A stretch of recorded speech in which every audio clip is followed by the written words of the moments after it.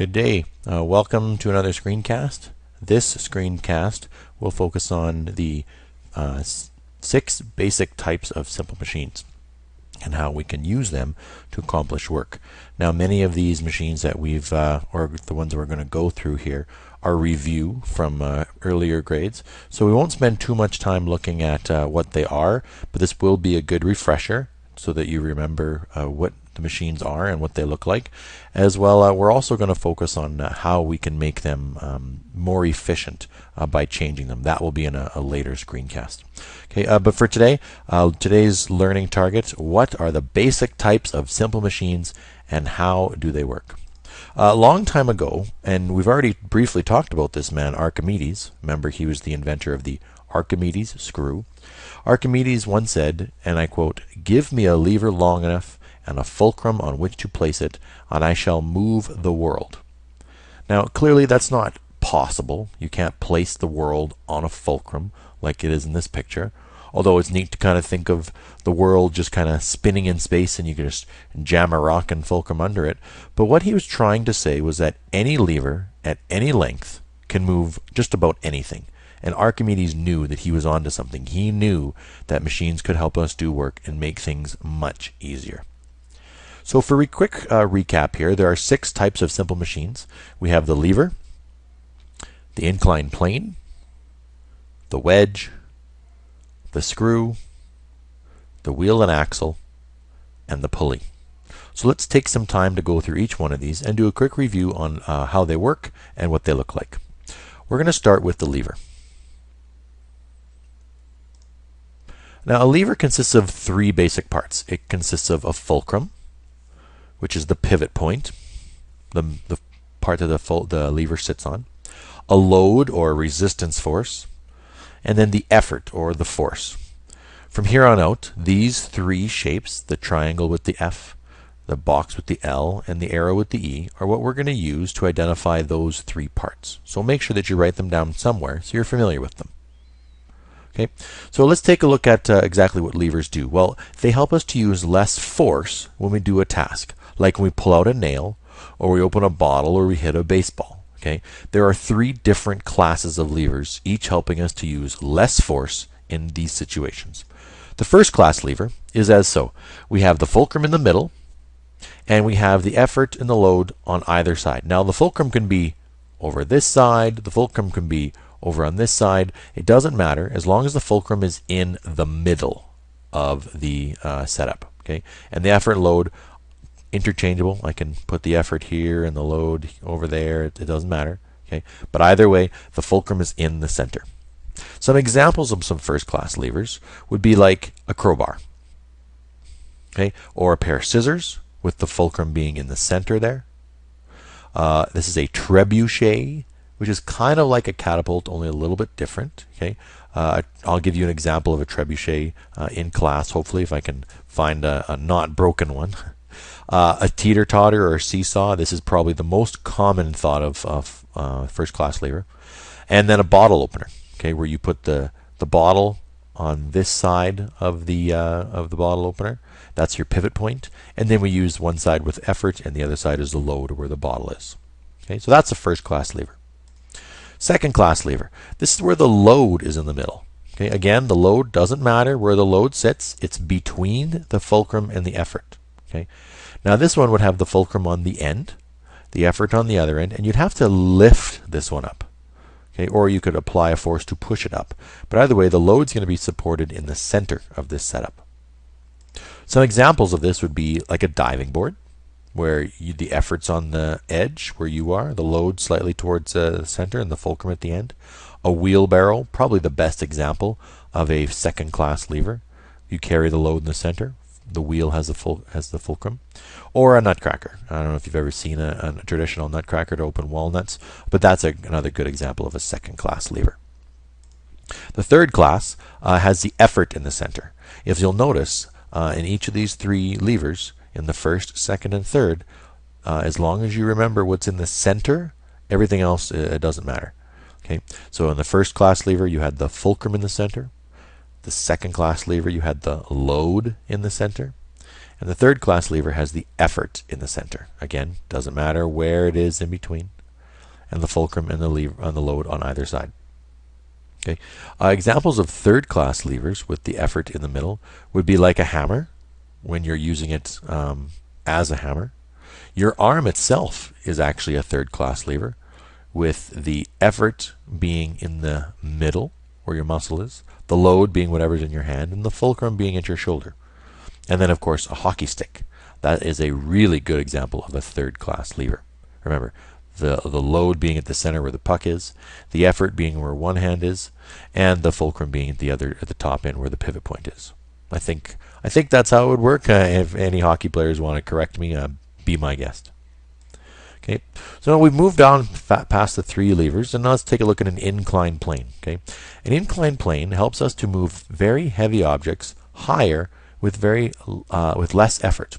Another name for these are ramps. Okay, you can think of like a skateboard ramp. You can think of a water slide. Okay, or you can even think of this image here that I'll make a little bit bigger for you. Whoops, let me bring it to the front here. Okay. This here is a picture of a switchback. Okay, you notice how this road goes down the mountain, back and forth and back and forth and back and forth and back and forth. Okay, you could drive straight up the mountain if you wanted. Okay, that would take less time, but more work. If you use a switchback or a series of ramps, inclined planes, it takes you longer to go down because you're going back and forth and back and forth, but it takes less energy. So this is what we call a trade-off. You trade the time for the energy. You give up taking the short amount of time to go up, but in return you get to use less energy using the switchbacks or the ramps. Okay, so that's an inclined plane. A wedge helps us to force or to separate an object. Wedges will usually drive in an object down. Think of it like an axe is a good example of a wedge. Any kind of knife, your teeth, great example of a wedge. Okay, driving it down into an object to separate it. A screw. This is essentially, if you think about it, you take a long inclined plane and then wrap it around a pole. That's what a screw is. Okay, a screw, some examples, again, a screw, of course. Drill bits can be examples of screws, or even this staircase here. See how it's like an inclined plane wrapped around a pole? Now, there's no pole in the picture, but it is essentially just wrapped around the center or an imaginary pole here. Okay, it's an inclined plane wrapped around and around and around. The advantage of using a screw is that it changes what's called rotational energy, the turning energy, into linear energy, the straight. Okay, think of when you put a screw into a board, you're turning, okay, or putting a screw into a wall, you're turning, and that's as you turn, the screw goes into a straight motion, goes into the wall or into the board. Okay, linear from rotational energy. A pulley. I think we can all think of some examples from pulleys. It consists of a wire, a rope, or a cable moving around a grooved wheel. Now, pulleys help us to change the direction. Okay, we lift down, we pull down on one side, the load lifts on the other. Okay, the load goes from a sitting position on the floor and it changes direction to go to the top of, let's say, a flagpole. Or we have a sailboat lifting weights. These two examples, okay, both use, or all three of these use pulleys. Wheel and axle. It's normally a combination of two wheels of different diameters. And a wheel and axle helps you to increase the amount of force you put in, as well as increase the speed or traveling distance. Now that might be a little confusing, but think of it this way. If you turn your wheel in your car, let's say, you don't have to use much force. Now, I know that's because there's power steering, but your wheel is smaller than the wheel outside. Okay, it helps you increase the amount of force you put in because there's a different size and wheel. And also, we can travel more because we have the wheels on the outside of the car. Okay, Ferris wheel is a good example of a wheel and axle. Screwdriver, even as you turn it, is a wheel and axle, or a doorknob. Those are all examples of wheel and axles. Okay, so here's a recap. Simple machines giving us an advantage. Now there are 4 types of advantages that I'd like you to remember. Okay, these 4 advantages are how simple machines help us. They do at least one of the following. They can change the direction of the force. They can multiply the force. They can increase or decrease the speed. or they can transfer the force. Okay, so one more time, change in the direction, multiply the force, increase or decrease speed, transfer the force. Okay, so all simple machines do at least one of those. So taking a look at this image here, okay, what type of advantage do you think that the shovel provides? Does it change the direction?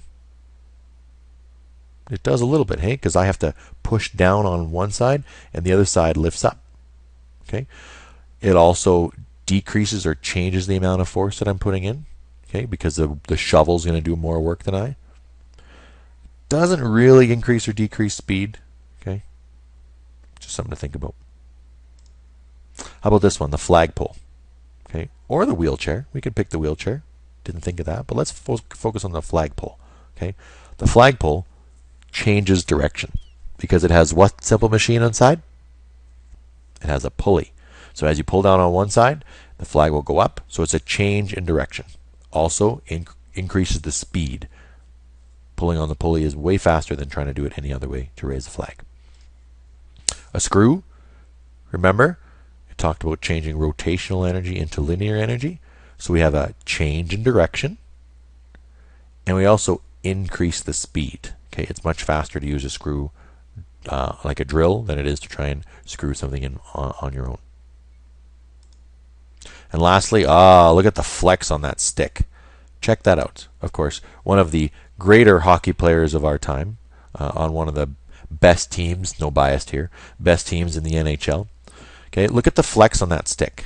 Okay, this is, like I said, a third-class lever. Okay, with the load being at the bottom, the fulcrum at the top, and the effort in the middle. Okay, and what ends up happening is, because he's hitting it so hard, so fast, he's able to apply more force in this photo. He's also able to change the direction of the puck and increase speed. Okay, so there's one example of a lever doing many different things. Okay, so that's all I wanted to cover in this screencast. So that's a quick recap on the 6 simple machines and how each of the 6 simple machines may provide some sort of advantage.